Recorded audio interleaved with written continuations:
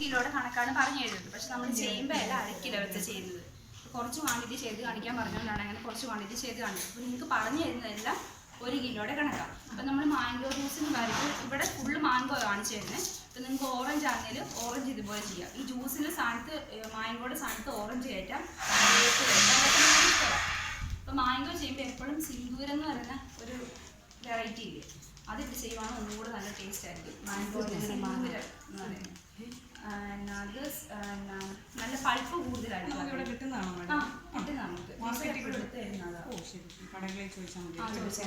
സിന്ദൂരം നല്ല കളറുമാണ്, അതുപോലെ തന്നെ നല്ല പൾപ്പായിരിക്കും അതിന്.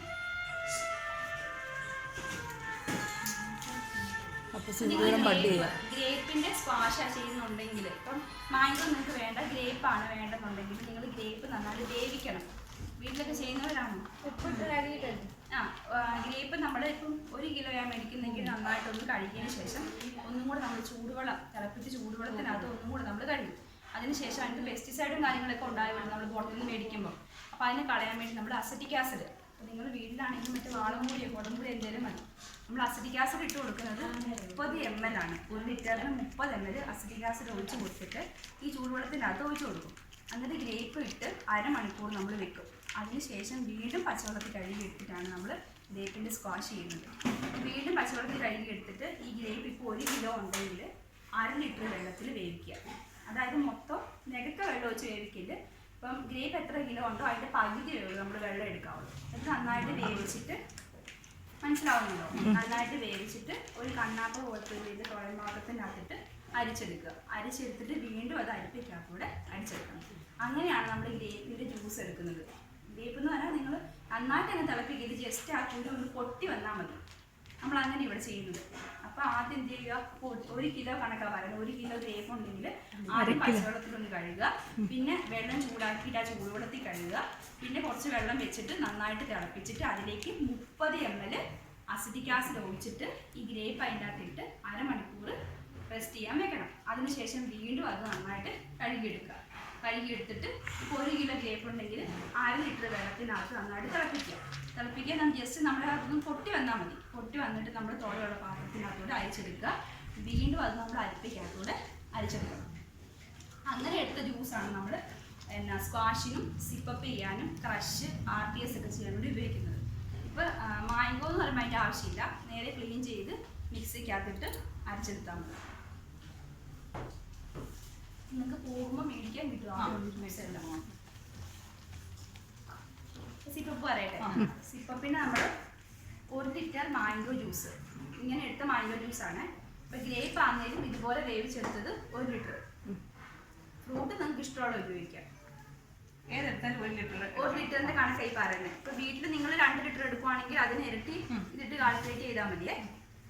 അപ്പോൾ 1 ലിറ്റർ മാംഗോൻ്റെ ജ്യൂസ്, 1.5 കിലോ പഞ്ചസാര,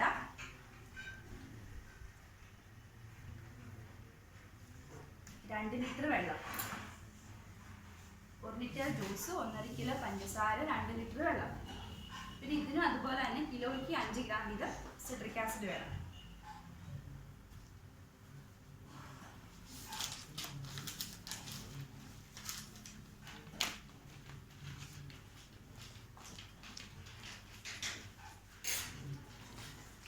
നമ്മൾ അതിന്റെ പകുതി എടുക്കുന്നത്.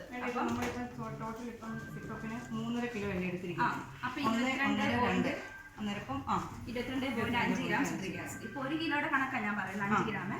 അപ്പൊ നിങ്ങൾ മൊത്തത്തിൽ പഞ്ചസാരയും ജ്യൂസും വെള്ളവും കൂടെ വന്നു കഴിയുമ്പോൾ എത്രയാതനുസരിച്ച് ചെയ്യാമോ? ഇത് കിട്ടിയിരിക്കുന്ന പൂക്കളിലൊക്കെ വീശി സാരമില്ല മേഡം, കുഴപ്പമില്ല.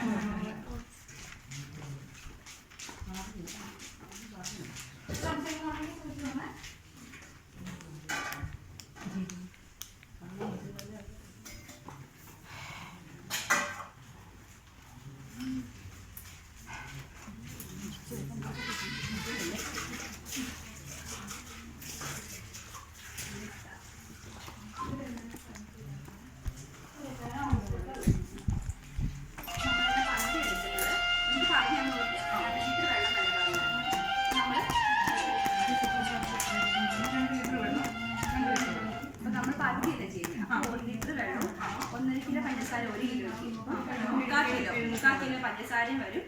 ജ്യൂസ് എത്ര വരും? 1/2 ലിറ്റർ. അപ്പോൾ 1 ലിറ്റർ വെള്ളം. 1 ലിറ്റർ വെള്ളത്തിനകത്ത് ഈ 3/4 കിലോ പഞ്ചസാര ലയിപ്പിക്കണം.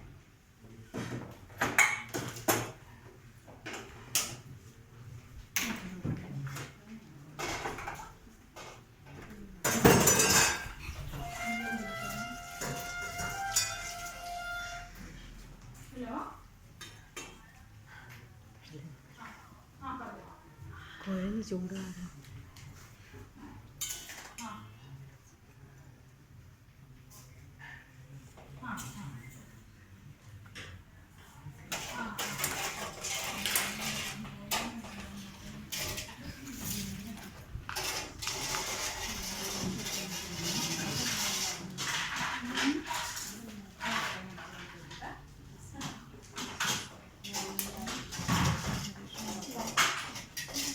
ആയുള്ളല്ലോ. ബാക്കിയുള്ളവർ അറ്റൻഡൻസ്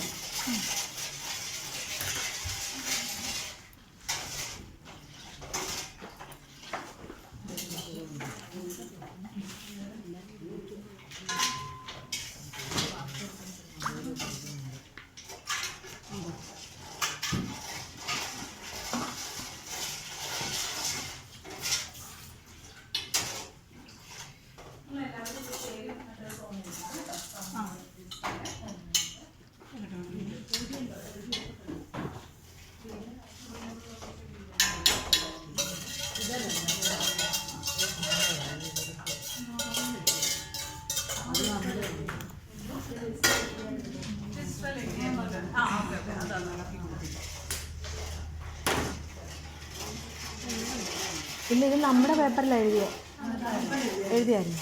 ഇതിൽ ആരെയാണ്ട് 19 ആയിട്ടുള്ളൂ കേട്ടോ. ബാക്കിയുള്ളവർ കൂടി ഇടണേ.